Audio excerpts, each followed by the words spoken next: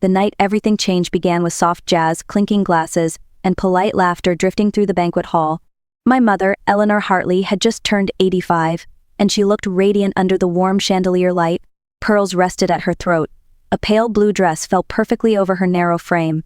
People kept saying how lucky she was to have lived such a long, graceful life. I almost believed them. Then my son, Noah Turner, leaned in close, his voice stripped of its usual calm. "Mom, get your purse. We are leaving now, no questions." His tone chilled me more than the December air outside.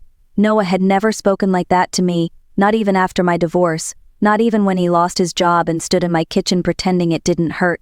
He took my wrist gently but firmly enough that I felt the urgency in his pulse.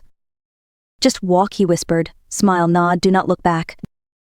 My sister Emily stood at the microphone, thanking everyone for coming, her smile wide and glittering like the sequins on her dress. She waved at me across the room, unaware that my feet were already moving toward the exit. For a moment I wanted to stay, to cut the cake, to dance with Noah like we planned. But something in his eyes told me life wasn't offering choices tonight. The party was still alive behind us, bright and warm, yet with every step I felt a door closing inside me. And another one opening. We reached the parking lot before I found my voice again. Cold air hit my skin like a warning, sharp and sobering. Noah unlocked the car, opened the passenger door, and waited for me to sit. His hands were trembling, just slightly the way they used to when he was a boy struggling to tell the truth after breaking a vase or scraping his knees. I slid into the seat. He closed the door gently, walked around, and sat beside me. For a long moment he simply breathed, eyes fixed on the glowing windows of the hall, where the celebration continued without us. Inside, Eleanor was laughing. Emily was raising a toast. Life looked perfect. But perfection can be a mask. Noah finally spoke, voice low, controlled. "Mom, I overheard something you need to hear. It is about Grandma, about what they plan to do to her." My stomach tightened. I wanted to deny it. I wanted to believe nothing dangerous could exist inside a family photo frame. But Noah reached into his coat and pulled out his phone with slow precision, as if afraid the truth might spill too fast. He pressed play. Emily's voice filled the car. Calm. Sweet. Familiar, too familiar. She said the documents were signed this morning. She now held full authority over Eleanor's medical and financial decisions. She called it power of attorney. Daniel answered casually, almost bored, saying the old woman never suspected anything. He laughed, proud of how easy it was. My heart pounded so loudly I could barely hear the rest. But no, let the recording continue because I had to hear it. I had to know how deep the betrayal went. Daniel mentioned selling the house, a nursing home. Monday morning, just 3 days from now. I covered my mouth to stop a sound I didn't recognize. Maybe it was grief. Maybe it was disbelief. Maybe both. Noah watched me with those steady eyes he must have inherited from his grandfather. "Mom," he said softly, "we are not imagining this. They are planning to take everything from her. Everything." And suddenly the birthday party became a crime scene. The recording played on, and every second felt like a needle pushed deeper beneath my skin. Emily, my own sister, spoke with the ease of someone planning a vacation, not the dismantling of our mother's life. She said the nursing home already had a room prepared, a private wing, security. No visitors unless approved. Daniel replied that once Eleanor was moved, they could list the house quietly, maybe even under market price to speed up the sale. As if our mother was furniture to be relocated, as if her memories, her garden beds, her wedding china meant nothing. When the recording stopped, silence filled the car like thick fog. Noah didn't rush me. He simply waited, giving me space to fall apart or gather myself. I chose something in between. "How long have you known?" I whispered. "Weeks." He kept his voice steady, but guilt flickered across his face. I tried to get proof before saying anything. "I needed you to believe me." He reached into the glove compartment and handed me a second item, a small amber bottle, half full.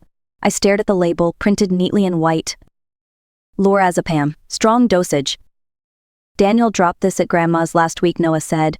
"I think they have been testing how much she can take without anyone noticing."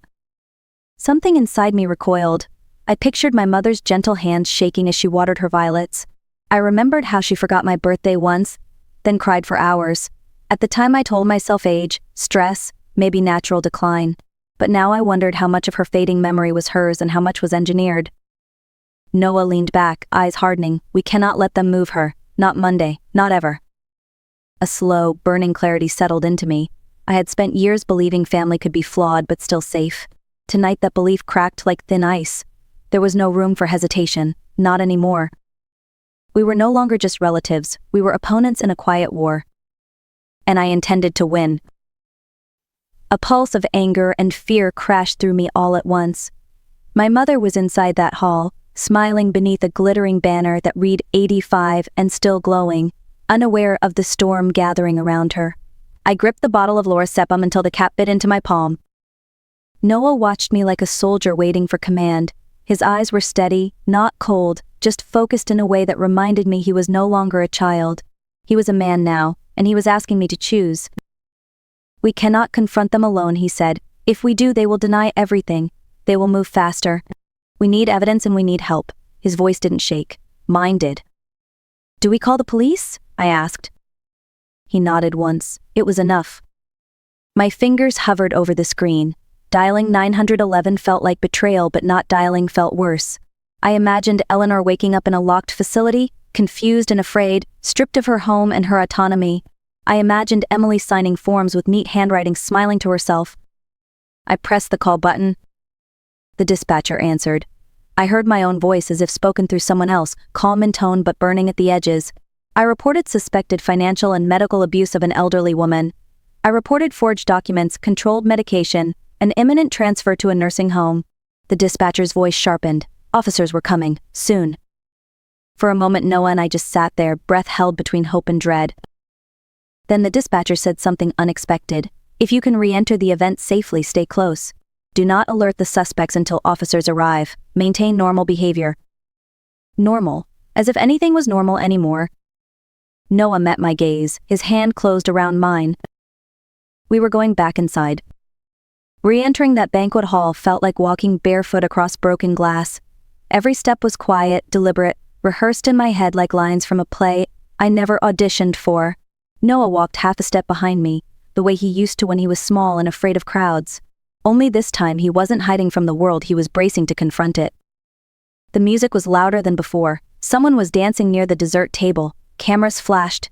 A friend from Eleanor's book club waved at me, unaware that my heart was pounding like fists against a locked door. My eyes scanned the room for Emily and Daniel, but first I found my mother instead, sitting at the head of the table, cheeks rosy, telling a story about my father's old fishing trip. She looked peaceful, safe, untouched by the darkness circling her life. For a moment I almost broke. I wanted to run to her, take her hand, tell her everything. But the dispatcher's instruction echoed like a warning bell. Stay normal. Do not alert the suspects. Emily appeared at my elbow, smiling too brightly. "You disappeared on us," she said, voice dipped in honey. "Everything all right?" I returned her smile, matching sweetness with a steadiness she couldn't read. "Just a quick call. Work. You know how it is." She nodded, accepting the lie without question. Or perhaps she was too confident to suspect anything. Daniel joined her seconds later, carrying a small velvet pouch. He set it gently beside Eleanor's teacup as though offering something precious. Inside was loose-leaf herbal tea, the kind my mother loved, chamomile, lavender, valerian blended, soft as a lullaby. My stomach dropped. Noah's hand brushed mine under the tablecloth, discreet but deliberate. A silent message. Wait for proof, wait for the moment. Emily lifted the pouch and offered to steep a cup for Eleanor. I watched her measure the leaves, saw the faint shimmer of white powder clinging to the edge of the spoon. My pulse hammered. I felt the room tilt. Eleanor laughed, unaware, reaching toward the cup. Before she touched it, I moved. "Let me make it for her," I said, voice calm but anchored in steel. "You organized the whole night. Sit, enjoy." Emily hesitated. Just for a breath. Just long enough for suspicion to flicker, faint but real. The game had begun. Emily's smile didn't falter, but something behind her eyes shifted, a quick stutter of surprise, a calculation disguised as warmth. She withdrew her hand from the teapot as if she'd merely been waiting for me to volunteer. "Of course," she said lightly, "you've always made tea better than anyone." Compliment or bait, I couldn't tell. I carried the cup to the sideboard where the kettle steamed softly like a living thing exhaling. My hands moved with practiced calm, scoop, pour, steep, but my mind was razor sharp. Noah positioned himself just behind Eleanor's chair, casual enough not to draw attention, alert enough to spring if needed. Emily drifted closer, voice quiet, almost confiding. "Mom needs stability, you know. Routine. Structure. We can't keep pretending she's the same woman she was at 70. She phrased it like concern, like love wearing sensible shoes. I stirred the tea. Is that why you signed power of attorney? I asked without turning. My tone was smooth, conversational, as if I were discussing weather instead of betrayal. She froze barely, then recovered. Someone has to be responsible, she replied. You're busy. Noah has his life. Grandma trusts me. Trust. The word tasted bitter, as the tea swirling below. I returned to the table, placed the cup gently in front of Eleanor. She reached for it with delicate fingers. The room blurred. My pulse counted each second like a countdown. I leaned in, brushing a strand of her silver hair from her cheek. Not yet, Mom, I said softly. It needs to cool. Emily's smile tightened. Daniel shifted in his seat. A silent ripple passed between them, almost invisible to anyone not looking for it. Noah whispered near my ear, voice barely breath. Cops are 5 minutes out. 5 minutes, long enough for everything to collapse, long enough for everything to be saved. As the tea steamed between us like a secret, I realized we'd reached the center of the maze. No more recordings, no more waiting in parking lots. We were inside the storm now, and they were finally starting to feel the wind. The only question left was who would break first. The tension at the table thickened, invisible but unmistakable like air before lightning strikes. Emily's fingers tapped the stem of her wine glass, too rhythmic, too controlled. Daniel scanned the room, eyes darting toward the exit as if mapping escape routes. And between us sat my mother, smiling softly, unaware that her fate balanced on threads of silence and seconds. Then, without warning, the room went dark. The chandelier's glow collapsed into blackness, music choked mid-note, and startled gasps echoed off the walls. Only the red emergency bulbs flickered to life, casting everyone in crimson like we'd been dropped into the heart of a warning siren. I couldn't see my sister, but I felt movement quick, sharp, purposeful. Chairs scraped. Someone cursed under their breath. Then came the sound I feared the most. Mom, we need to get you out of here. It was Daniel, his voice too urgent to be mistaken for concern. I shot to my feet, heart pounding like fists against a locked door. Noah mirrored me instantly. Through the dim glow, we saw Daniel lifting Eleanor's elbow, guiding her out of her chair. She looked confused, fragile, her eyes wide like a child trying to make sense of a dream. Stop. I stepped forward, voice low but shaking with steel. Do not take her anywhere. Daniel didn't answer. He only tightened his grip and began moving toward the side exit, using the blackout as cover. Noah moved fast, intercepting him with a force I'd never seen in my son. He wasn't the boy who once froze during baseball tryouts. He was a shield now, and nothing was getting past him. Guests murmured, frightened, unaware of what was unfolding inches from their celebration cake. Emily reached for her purse, not to help but to grab something, documents, keys, evidence of her plan. Then blue lights flashed through the windows. Police. Finally. The room erupted in confusion the moment the flashing blue lights spilled through the windows like cold water over a fire. Officers entered with steady steps, hands on holsters but voices calm, trained, prepared for more than the chaos in front of them. Party guests backed away, whispers rising like a tide as they realized this wasn't a power outage. Something bigger was unraveling. Daniel tried to pull Eleanor closer, shielding her behind him as if he were the victim, not the architect, but Noah stood firm between them, shoulders squared, jaw set, eyes sharp with a resolve I had never fully seen until that moment. He looked like a man who had chosen his lineage, and it wasn't betrayal. One of the officers approached. Sir, drop your hands. Step away from the elderly woman. Emily rushed forward, voice dripping urgency. This is a misunderstanding. My sister is confused. Noah is emotional. We were only helping our mother. But the spotlight had shifted. The mask no longer fit. The officer looked straight at me. Mom, is there evidence of coercion or planned relocation without consent? I held up the recording on Noah's phone. Then I held up the bottle of lorazepam. The transformation was instant. Officers moved to separate Daniel and Emily.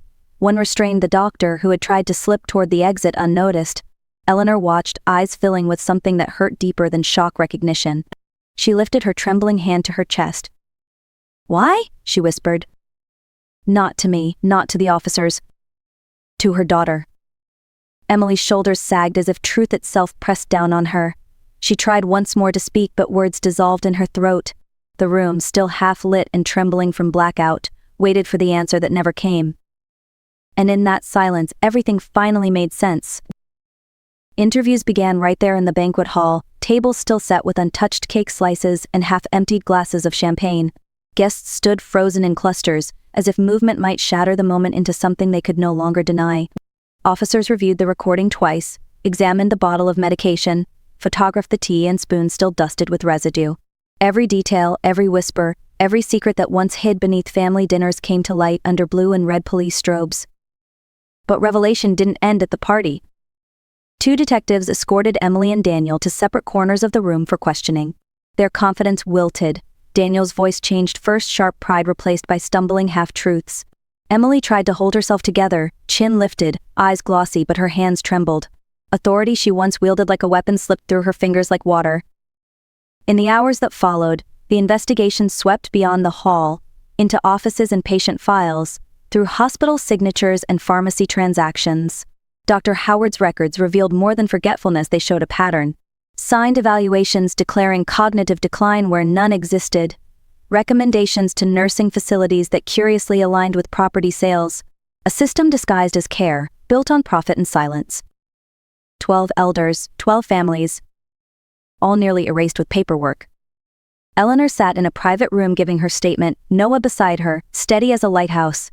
She spoke slowly, voice thin but brave, recalling each odd moment, the misplaced keys, the dizziness after tea visits, the sudden confusion she once blamed on age. She looked at me then, eyes wet but clear.